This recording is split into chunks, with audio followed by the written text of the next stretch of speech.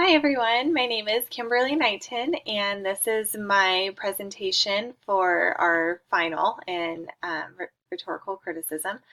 I chose to use narrative criticism to critique my artifact, which is a commencement speech. And before I get into the artifact, I just kind of wanted to go over what narrative criticism is. So, a narrative is basically like telling a story. In narrative criticism, we are looking for stories within an artifact.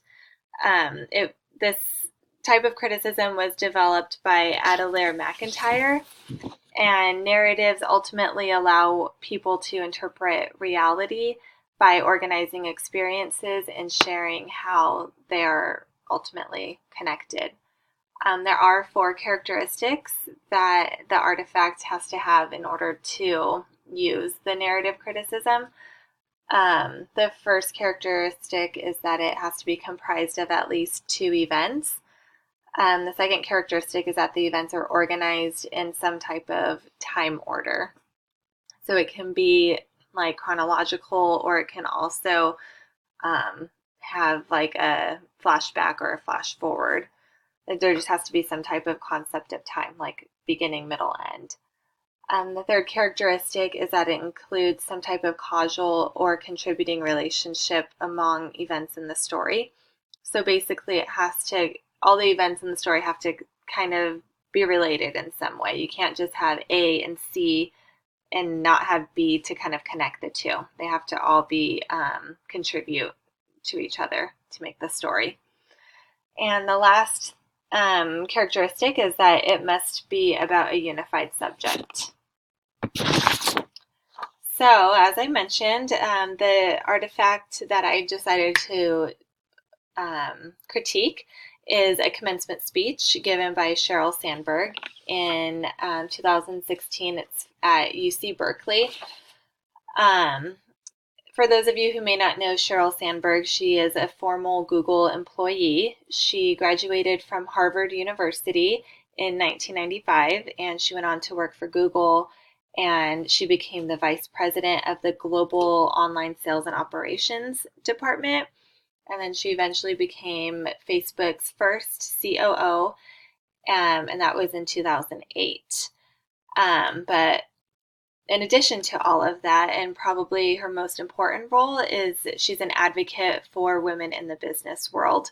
So she kind of notices how most of the business world is ran by men. They're always the CEOs, they're at the top of the pyramid, and not that many women are there. So she's kind of an advocate to encourage women to show them that they not only can achieve those goals, but they should want to. They don't need to just stick to the mediocre roles that society places on them, such as like being a wife and a mom. Not that there's anything wrong with that, but she's kind of encouraging women to strive for more and be more. And, you don't necessarily need to depend on another person to survive, to be that independent woman who's successful on her own just for being who she is. So, the significance of the artifact, I kind of mentioned it before, but basically throughout her speech, she talks about women empowerment in the workplace. So, women's empowerment is displayed all throughout her speech. She begins her speech by talking about several successful careers that have been a product of graduates from UC Berkeley. So, some of the careers she mentions are like Nobel Peace winners, astronauts, members of Congress. All these people are women. So she kind of makes it a point to say that these are all women accomplishing these things. So there's no reason why men get all the lead roles and all the power in companies. Like, women can do it too, basically. So there are two specific stories that she talks about in her speech that are not only relatable, but they're also shareable and encouraging for women.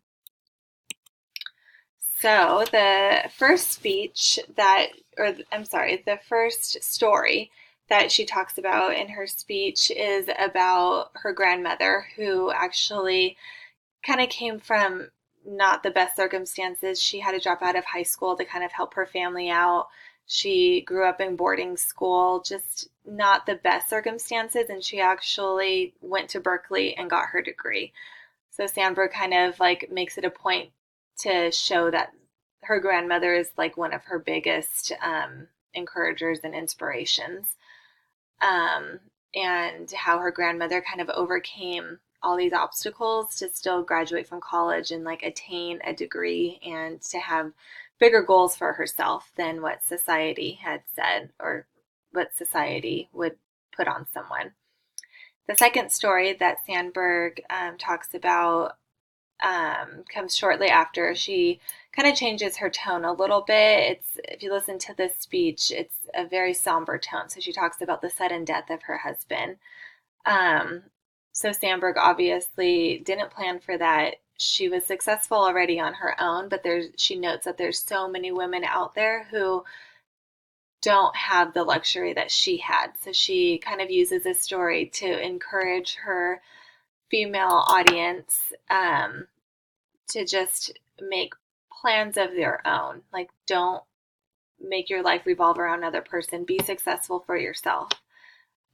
So she encourages women to persevere through hard times and setbacks. Life never goes according to your plan. And it's okay to have a plan B to fall back on. So the lessons learned from Sandberg in this speech is that women should break out of the social norms that society places on them. So basically, society tells women that they can't do what men do. Like CEO jobs are for men, or men are at the top of the pyramid. They have the best paying jobs. But what Sandberg kind of wants to show is that she did it herself, and anyone can do it. It just takes hard work and determination, and women should want a better life for themselves. Um, Women can strive to be in a role that is typically filled by a man.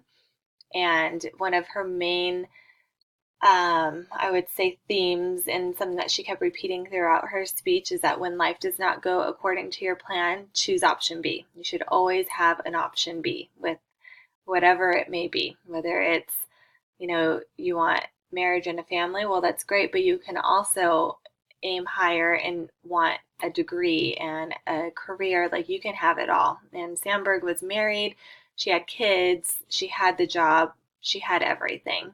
So that's one of the things that I really enjoyed about critiquing this, is just the amount of encouragement that she offers. And yeah, so that is my speed, or that is my presentation, and I hope you guys enjoyed it. Thanks.